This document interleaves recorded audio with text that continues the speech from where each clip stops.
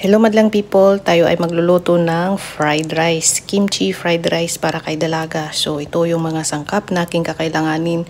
Galing lang to sa mga tira-tira na pagkain namin sa gabi. So yan, may bawang, may spring onion para may gulay. Naglagay ako ng cabbage tsaka carrots. Tapos itong egg muffin. Gagamit ako ng egg muffin dito kasi marami yung natira, may 4.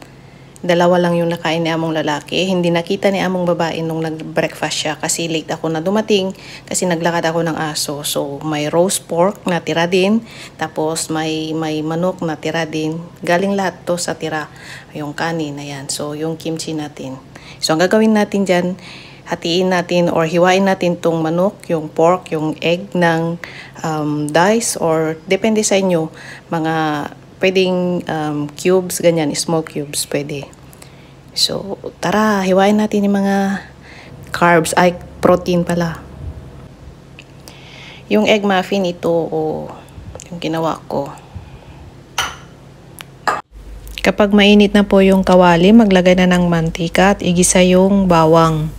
Igisa siya hanggang mag-aroma. Maamoy yung amoy bawang niya, yung mag-golden brown lang siyang konti. Pagkagisa po ng bawang, ilagay na rin po yung gulay, igisa. Pwede kayong gumamit dyan ng frozen mixed vegetables.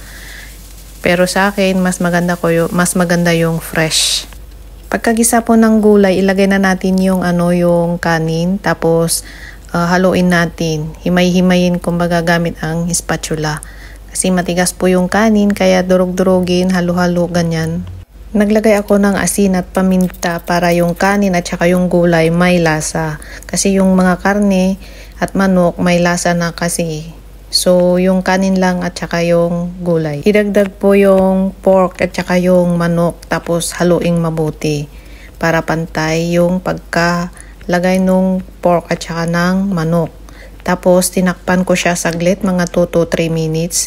And then, hinalo ko siya ulit bago ko ilagay yung kimchi.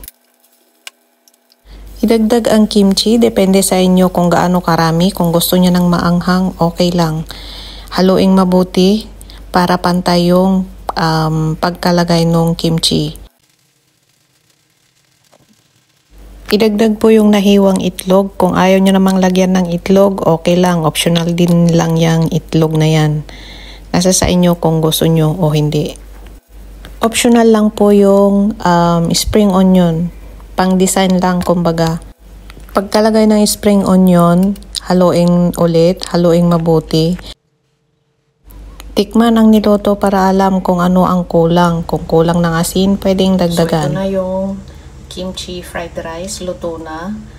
Kakain na si dalaga at ako na may aakyat sa 3rd floor at mag-map pababa. Thank you for watching. God bless po sa inyong lahat. Please follow my page. Please follow me sa aking main account, MJ Nunesa. Thank you po ulit. God bless po sa inyong lahat. Pakishare na rin po ang video, paki-like, mag-iwan po kayo ng comment kung saan po kayo na nanonood mga videos ko na iba pa. Maraming salamat po. God bless po ulit sa inyong lahat.